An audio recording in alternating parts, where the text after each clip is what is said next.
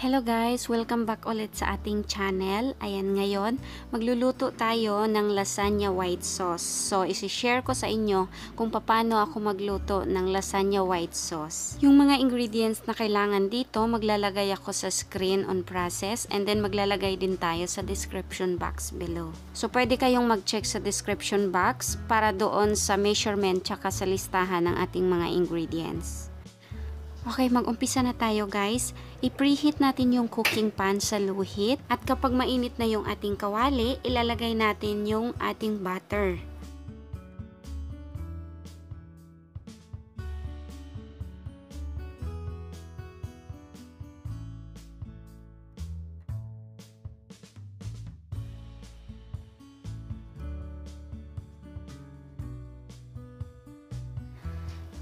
At kapag natunaw na lahat yung ating butter, ilalagay naman natin yung ating all-purpose flour. At dahan-dahan natin itong haluin para ma-absorb ng all-purpose flour yung ating melted butter. And then once na ma-absorb na ng ating all-purpose flour yung ating melted butter, dahan-dahan naman nating ibubuhos yung ating fresh milk.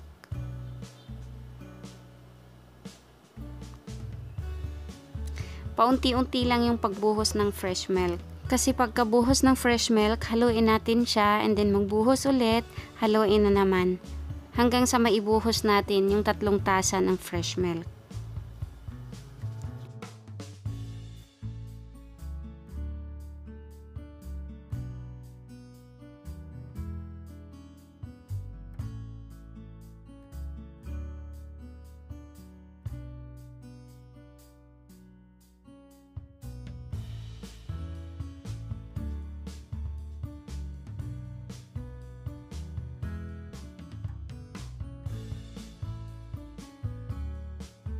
Pag nabuhos na yung 3 tasang fresh milk, isunod natin paglagay yung ating asin at yung ating ground black pepper. Tapos, haluin lang natin to gamit yung ating wire whisk.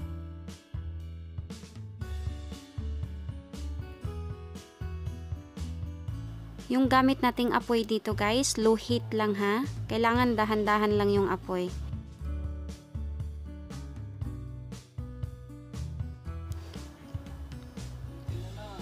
Haluin natin to ng dahan-dahan habang inaantay natin siyang kumulo. At once na kumulo na ito, ilalagay natin yung 1/4 cup ng mozzarella cheese. Tapos, haluin natin siya ulit. Kailangan mahalong mabuti guys para pantay yung mozzarella cheese. Once na matunaw na lahat yung ating mozzarella cheese, okay na yan. Pwede nang i-turn off yung ating apoy. Kasi luto na yung ating lasagna white sauce. I-transfer na lang natin to sa bowl and then ready na ito panghalo sa ating lasagna. Maraming salamat sa inyong lahat guys, lalo na sa patuloy na nanonood sa aking mga video. Diyan lang kayo at patuloy kayong sumubaybay dahil marami pa akong mga recipe na gustong i-share sa inyo. At ang sunod nating upload guys ay ang ating lasagna recipe, so abangan nyo yon. Maraming salamat!